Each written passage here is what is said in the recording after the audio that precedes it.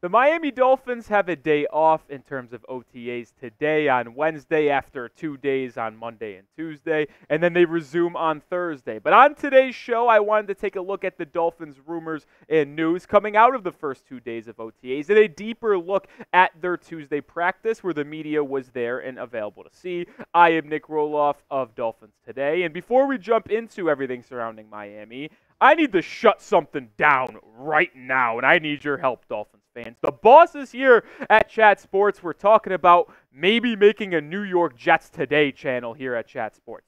That can't happen. F New York, F the Jets, and if we get 400 likes on this video, we will at least delay that channel getting off the ground. So help me out, hit that thumbs up button. Let's get 400 likes on today's video, and screw the New York Jets.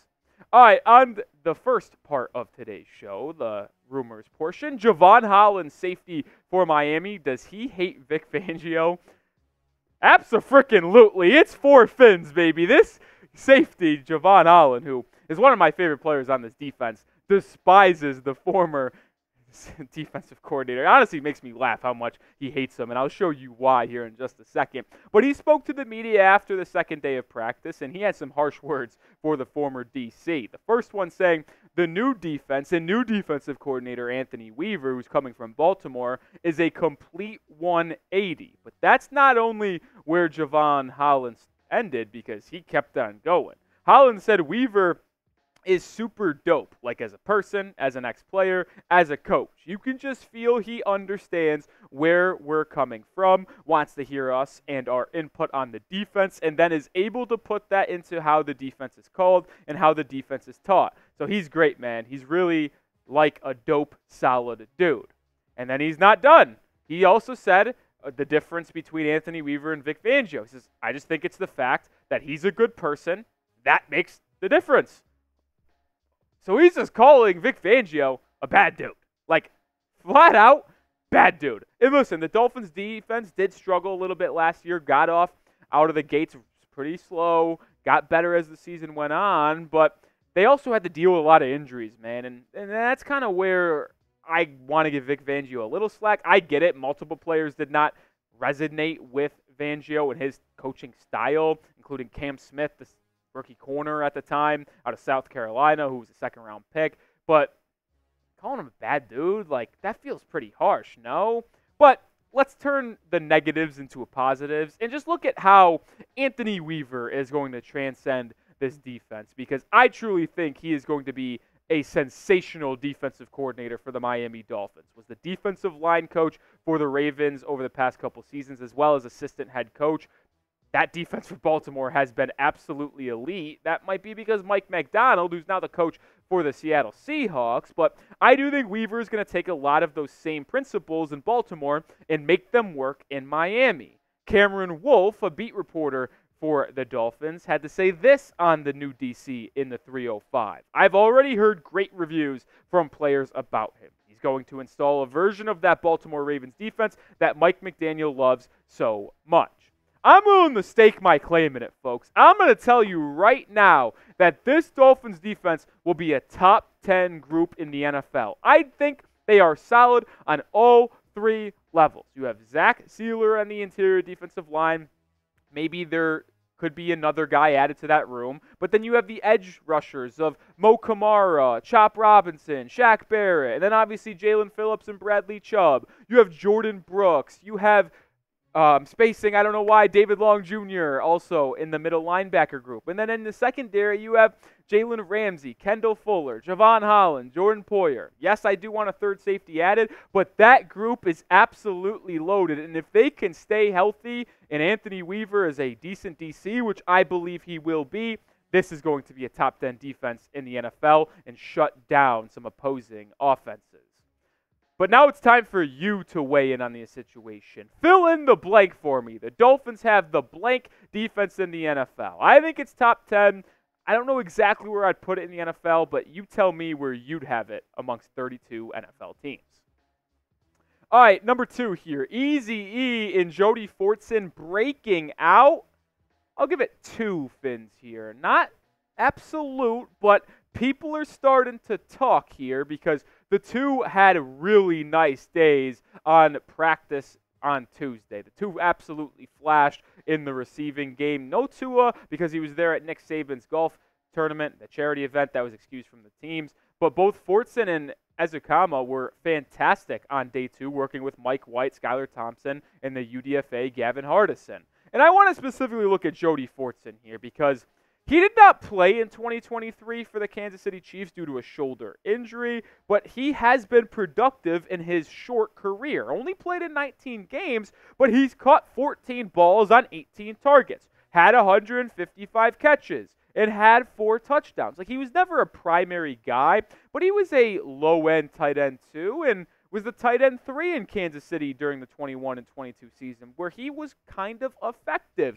And I'm starting to wonder if he could do the same thing for Miami. When you look at the group for the Dolphins at the tight end room, Jonnu Smith and Durham Smythe are your top 2 guys, no debate. But number 3 is up for grabs. Julian Hill, who's a decent blocking tight end, could be that. But maybe Mike McDaniel wants to keep Jody Fortson as that tight end 3. It's all about if he can block, but I trust Durham Smythe to be a good blocking tight end. As Jonnu Smith's also a decent blocker as well. I'd actually say more than decent. I like Jonnu Smith's blocking ability. So having a pure receiving threat at tight end like Jody Fortson is as your 3rd guy could be very, very enticing. And that tight end 3 battle between Fortson and Julian Hill is going to be one to monitor over training camp and the rest of OTAs. We'll talk about Erik Ezukanma here in just a second, but we are sponsored by my favorite sponsor, and that is PrizePicks, the best daily fantasy sports app on the market. And no, NFL season isn't here, but you could take season-long projections on the Fins and the rest of the NFL right now. But you could also just stick to the sports happening right now: golf, MMA, MLB, NBA postseason, NHL playoffs. All you got to do is pick more or less. Yes, it's that easy on 2 or more player stat projections, and you can watch the money roll in. I'm turning to the NBA playoffs tonight, where the Mavericks and Timberwolves are squaring off in Game 1 of the Western Conference Finals. Less than on Kyrie Irving, 21.5 points. Less than on Derek Lively, 7.5 points. And then a combination, which is what PrizePicks does so often and which makes it so fun. More than on 56.5 Anthony Edwards and Luka Doncic points. 3-player entry to win 5 times my money, but you could win up to 100 times your money right now with as little as 4 correct entries. So get your first deposit match up to $100 right now by using code CLNS at prizepicks.com/CLNS, or just download the app and input that code CLNS. Pick more, pick less. PrizePicks, so simple, so easy, so fun. Appreciate them for sponsoring today's video.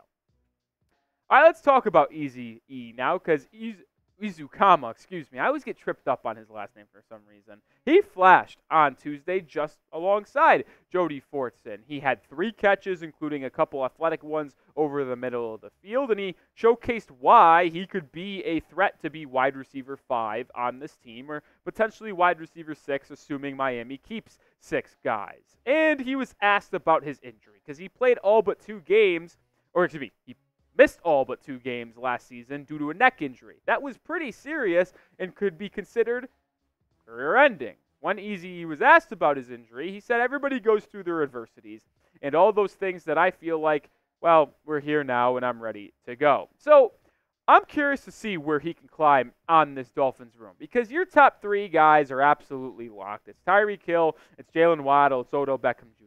I also think Braxton Berrios is a lock to make this roster because of the value he brings on the special teams unit in the new kick returning rules. So to me, if you had to put 4 wide receivers down on my life savings that are going to make this team, it would be the big 3 and then Berrios. But then 5, 6, those 2 spots are up for grabs. Now, I would be also willing to heavily bet on Malik Washington, the 6th-round rookie out of Virginia, to make the team. But who's going to be that 6th guy? Who's going to maybe take over Malik Washington? Is it going to be River Craycraft? Is it going to be Taj Washington, the 7th-rounder out of USC? Or is it going to be Erik Ezukanma? And I think it can be. It's going to be a tall task for sure, because this room is so deep now after the addition of Odell Beckham Jr. and the pair of rookies. Like, thinking of Craycraft getting cut is even hard to imagine. Like, Obviously, if Taj Washington doesn't make the team, the Dolphins would likely try to keep on the practice squad. But there's a lot of guys that aren't going to make this wide receiver room that will come to at least a little bit of a surprise. But let's see if Easy can continue to flash throughout OTAs and into training camp to potentially make this Dolphins 53-man roster. And if you want to stay up to date on everything surrounding the offseason for the Fins, this is the channel for you because we have Dolphins coverage every single day. So hit the sub button. I'm Nic Rohloff. I'll have you covered on everything surrounding the Miami Dolphins. We're 66 subscribers away from 56,500. See if we get there on today's video. All right, last rumor I want to talk about is linebacker Anthony Walker Jr. Is he an X factor for this Dolphins defense?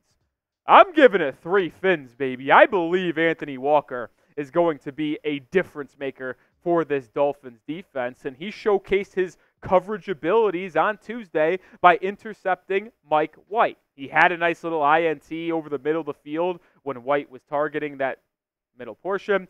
Walker tipped it up in the air and then caught it himself. And I think Walker is a great linebacker 3, and I would argue he might be the best linebacker 3 in the entire NFL. That's how good this guy is. He had a long career with the Colts and then spent the last 2 years in Cleveland where he racked up some pretty solid PFF grades. And yes, we always say PFF isn't the Bible, but they are a good measuring stick. In 2022, he graded out terrifically. Did not play that much. He was not as much as a factor for Cleveland's defense, but did have an 82.7 overall grade and a 90 coverage grade. Yes, you heard that correctly. And then in a more expanded role in 2023, he had a 71.1 overall grade with a coverage grade of 76.8. Anthony Walker is one of the best coverage linebackers in the NFL. And then you pair him up with Jordyn Brooks and David Long Jr., and you have a great linebacker trio, which I would be willing to argue